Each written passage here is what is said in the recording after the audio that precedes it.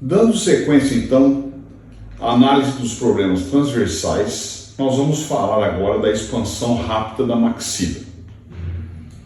Michel Langlade, um autor francês da bioprogressiva, nos diz que escolher a mecânica por conceito terapêutico e não por razões de religião técnica. O que ele quer dizer? Que nós devemos indicar ou escolher o melhor aparelho, o melhor tratamento para cada tipo de maloclusão. Então nós temos que pensar o seguinte: quando eu vou fazer uma expansão lenta, eu devo usar um aparelho expansor ortopédico funcional ou um quadrihélice. Quando eu vou fazer uma expansão rápida, que é uma disjunção, aí eu vou usar um Haas ou um IREX. Tá? Então eu não devo, eu gosto de usar o Haas e usar o Haas para tudo. Não, o Haas é indicado para expansão rápida. Eu tenho que usar para expansão lenta outro aparelho. Tá? Então eu não posso usar o aparelho que eu gosto para tudo. Eu devo sempre procurar o melhor aparelho para cada tipo de tratamento. Nos movimentos transversais de expansão, nós temos o quê? A disjunção da sutura mediana com uma versão dentária vestibular. Isso é feito pelo disjuntor de Haas ou de IREX. A expansão acompanhada de vestíbulo-versão dos processos alveolares, aí sim é uma expansão lenta, é um quadrihélice. Movimento de translação dentária, eu posso conseguir com o disjuntor ou com o quadrihélice. Rotação molar para aumento do arco ou combinação de mais fatores, eu só consigo com o quadrihélice. Certo? Então nós temos aqui que o Haas, em 1961, publicou na Engel Orthodontic uma expansão, que se trata de uma expansão rápida da maxila por meio de abertura da sutura palatina mediana. O estudo analisou os efeitos dessa expansão na maxila e na cavidade nasal, demonstrando a possibilidade de abertura da sutura e suas consequências na cavidade nasal e estruturas adjacentes. A sutura da palatina mediana é uma articulação fibrosa entre os ossos palatinos da maxila e sua abertura é objetivo de expansão rápida da maxila. Então lá, em 1971, Haas desenvolveu um tipo de tratamento, um aparelho, que eu consigo fazer a abertura da sutura palatina se o paciente não ainda tem a idade de adolescente, menos de 12 anos, a sutura não está soldada, então eu tenho uma expansão sutural, e mais de 18 anos, por segurança até 18 anos, eu consigo fazer romper essa sutura. Então aqui nós temos um crânio, que você observa que elas rompem a sutura da palatina, as duas prateleiras palatinas vão abrir, e eu tenho uma abertura em V. Então a maior abertura ocorre aqui na região anterior entre os centrais. Ela sempre vai ser um V da parte nasal para os centrais e da parte posterior para anterior. Então lá, olhando assim pelo palato, vai ser uma abertura em V também nesse sentido. Então aqui, um desenho que a gente observa que toda essa estrutura da maxila vai ser envolvida nesse processo de disjunção palatina. Tá? Então os dentes mantêm a posição e toda a estrutura da maxila abre. Diferente de quando eu tenho uma expansão por vestíbulo-versão dentária, que é o caso de cima aqui, que o centro de rotação é o ápice do molar. Então, o ápice não modifica, a coroa modifica. Então, eu tenho mais modificação da coroa do que a raiz. A amplitude de expansão é menor. Se eu tenho uma expansão seguida de vestibularização alveolar, aí o centro é mais em cima. O alvéolo também modifica. Então, eu vou modificar a coroa e a raiz desse dente. Com isso, a amplitude de expansão é um pouco maior. Então, nós temos várias maneiras, vários tipos de expansão. A disjunção palatina, quando eu faço a abertura da sutura palatina, a versão dentária vestibular, uma expansão lenta, que eu faço o dente ir para vestibular, uma expansão dentoalveolar, aí é um pouco mais porque o dente e o alvéolo se movimentam, uma movimentação de translação. Aí a translação, o dente se movimenta de corpo. Eu consigo tanto com o quadrihélice, se eu der um torque lá na raiz, né, se eu der um torque na banda, ou com o raso ou írex, com o disjuntor. O disjuntor é um aparelho muito rígido, então sempre ele vai fazer a translação dentária. Nós vamos ver mais à frente que essa translação dentária, que é o motivo que eu não devo usar o disjuntor para expansão lenta. A função de um disjuntor é a expansão rápida, é fazer a abertura da sutura palatina, como no caso em cima aqui, tá? Não devo usar ele para expansão lenta. Por quê? Esse movimento de translação dos dentes vai fazer com que a raiz vá saindo para vestibular e tenha um risco muito grande de fenestração de raiz. E a rotação de molar, que eu consigo fazer o giro com a expansão lenta.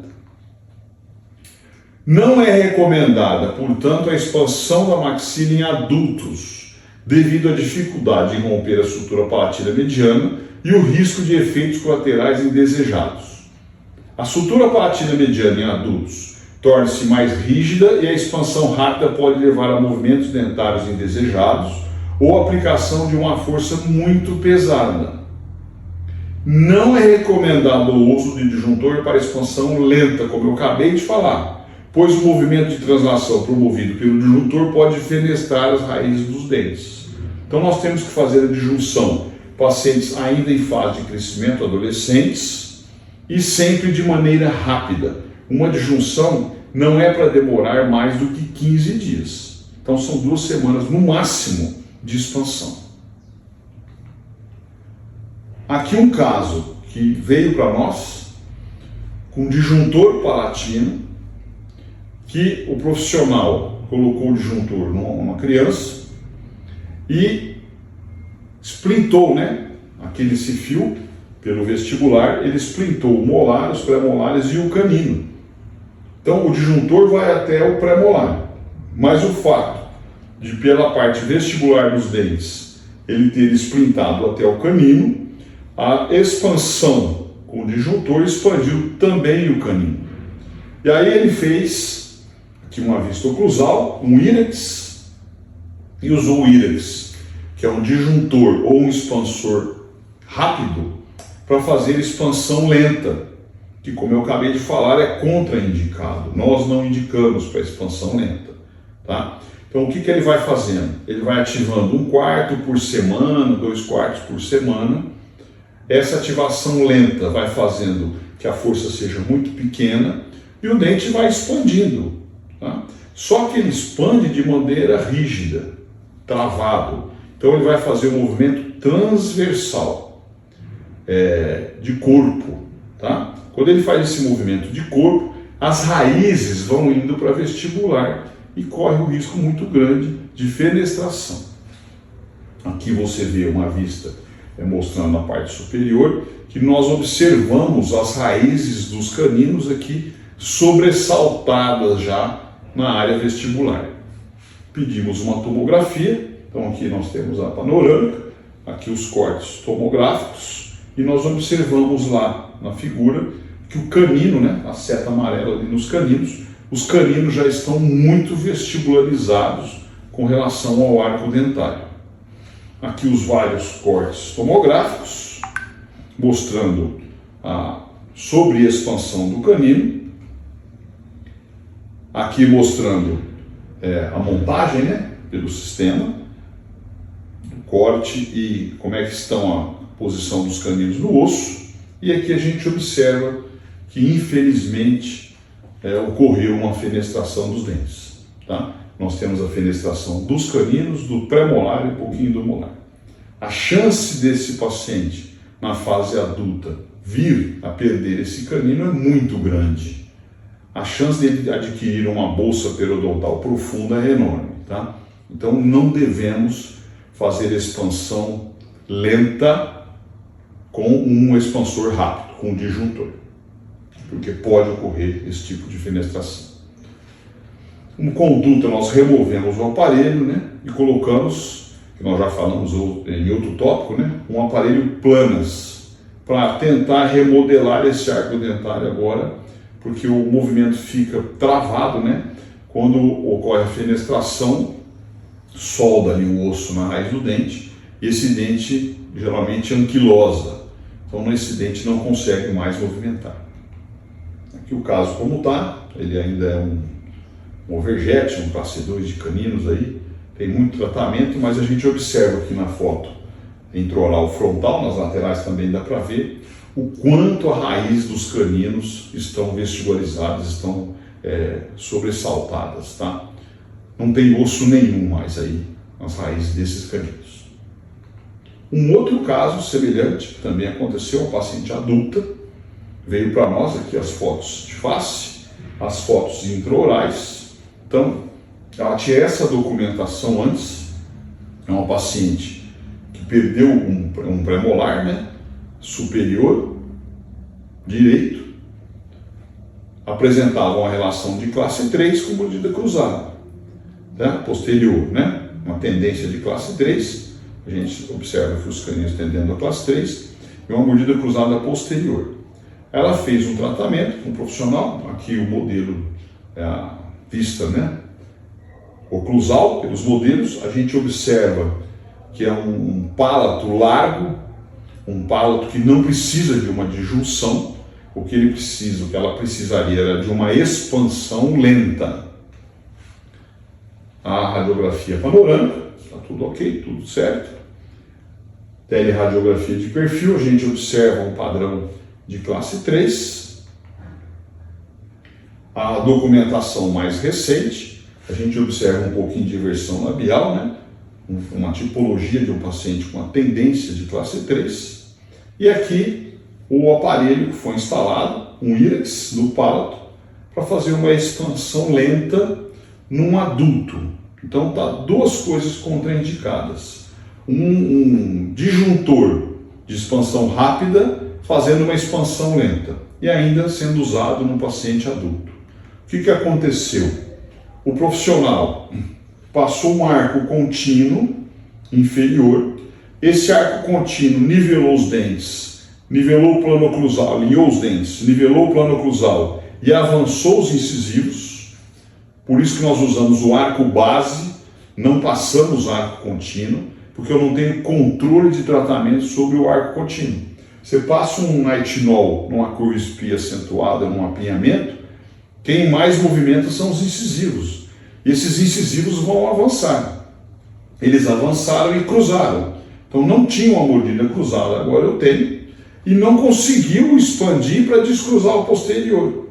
E ainda essa expansão lenta levou, nessa paciente nós não temos a tomografia, na época não foi feita, levou a uma fenestração de molares e pré-molares.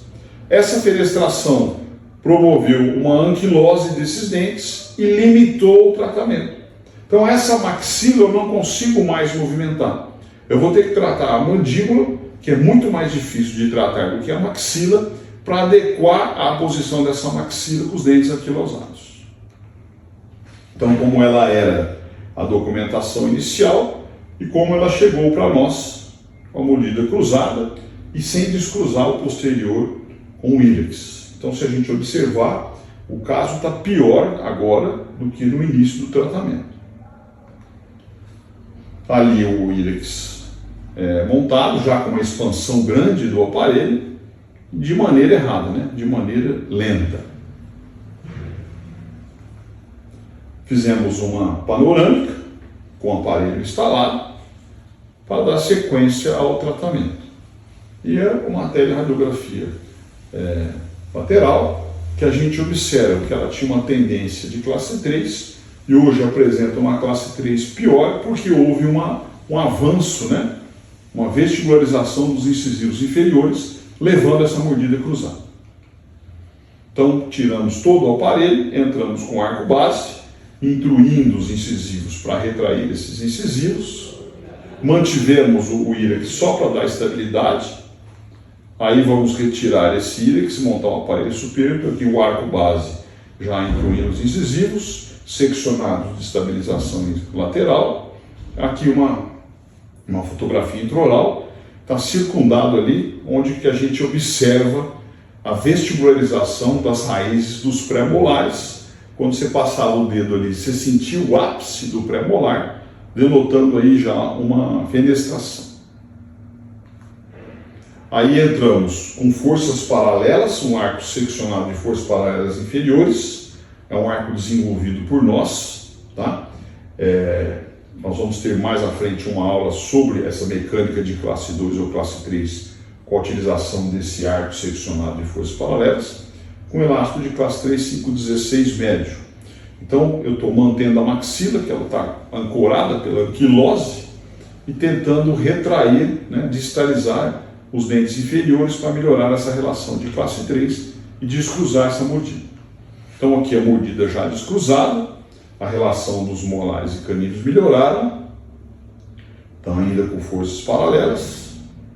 Aqui já tirei as forças paralelas e colocamos um arco sobreposto, né, que é o overlay, é um arco sobreposto de um arco leve sobre o arco base. Então o arco base mantém a posição dos incisivos e do molar, e esse arco sobreposto acerta a posição dos caninos e pré-molares. Aí foi removido o ílex, finalizada a montagem do aparelho superior, uma vista oclusal, já sem o ílex com o aparelho completamente montado. A gente observa que tem até umas feridas, né, do aparelho. Aí um elástico de classe 3 no arco contra arco para finalizar a posição, e nós estávamos tendo dificuldade com aquele molar onde ela perdeu ali o pré-molar. Então colocou uma alça para melhorar a posição do molar, mantendo o elástico de classe 3. Colocou um outro tipo de alça e não conseguia movimentar o molar. Então nós acreditamos que todo esse semi-arco aí, né, dos dois lados na verdade, estavam anquilosados, tá? Não conseguimos movimentar esses dentes.